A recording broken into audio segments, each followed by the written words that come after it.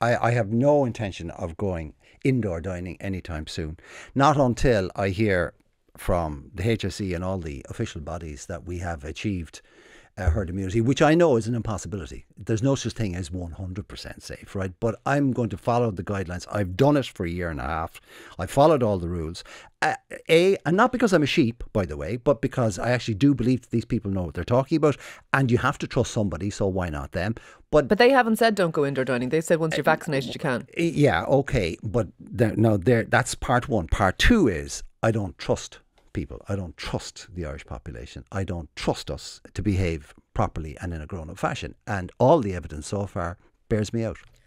I don't agree with you at all. I actually think the Irish population, that's democracy, the vast majority of them have adhered to every rule and restriction like bosses, like champions. I know that there's always been a 10 or a 15% that haven't, but that's the same in all walks of life. But I think you and I are both double vaccinated. That is as safe as we can be. We are almost 100% protected from serious illness or death. So that's as good as it gets. And if we get to that point, Mark, and we're still afraid to live our lives, at that point, I choose. Well, when do we get to that point? Well, you and I are there already because we're the vaccinated. Okay, but what about all the others who aren't? Yeah, but what's that got to do with you not going indoor dining?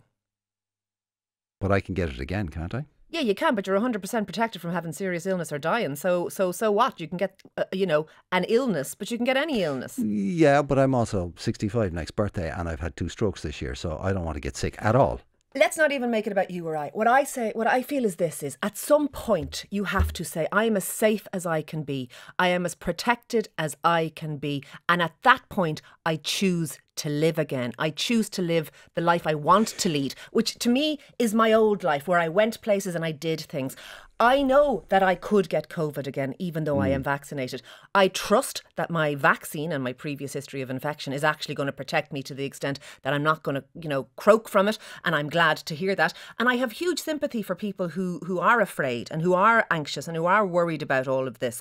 But I am as safe as I can be. And at that point, I choose to live again. And I will be indoor dining.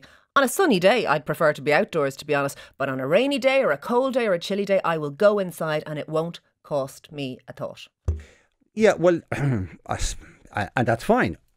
My point of view on that is that I'm in no hurry to go back doing it. I partially because I've become kind of institutionalised, partially because I've gotten used to the way things are, and actually I'm not that bothered about it. And then when you put in or factor in the risk, I just think, oh, why bother? And I really don't trust people, because I've seen just people slacking off. How often do you see people washing their hands these days? How often do you see people actually sneezing or coughing into their elbow anymore? All of those things that we did, which we're supposed to still continue to do, by the way, people don't do that anymore. I see them congregating around the little shopping mall where I live. They're rubbing their cheek by jowl. They're rubbing shoulders. They're barely putting the mask on before they go into the shop, and they whip it off as soon as they go back out again. But why wouldn't they whip it off when they come back out again? Well, what's the logic to wearing it for 100 yards beyond the shop? What's the point of that? What are you saying? Well, in crowded areas, and it is airborne, so outside is safe. Okay, all right. Outside is safe. Vaccinated is safe. I'm not saying I'm not going to argue with you. I'm not saying you can't get it, but what I'm saying is you are almost 100% protected against serious illness and death. And if that isn't enough to allow us to live our lives again, well, then we may write off the rest of our lives.